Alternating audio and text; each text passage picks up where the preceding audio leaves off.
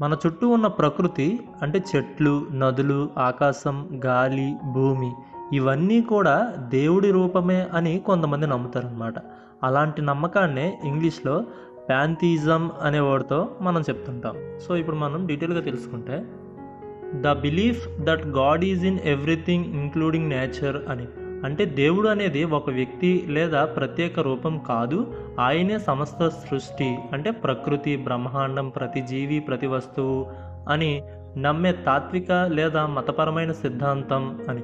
అంటే దేవుడు మరియు ప్రకృతి ఒకటే అని భావిస్తారనమాట.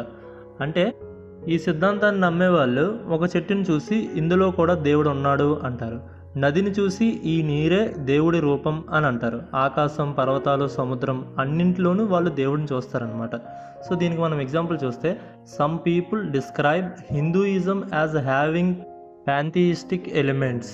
అంటే కొందరు హిందూ మతంలో సర్వేశ్వరవాద లక్షణాలు ఉన్నాయని చెబుతారు అని అర్థం.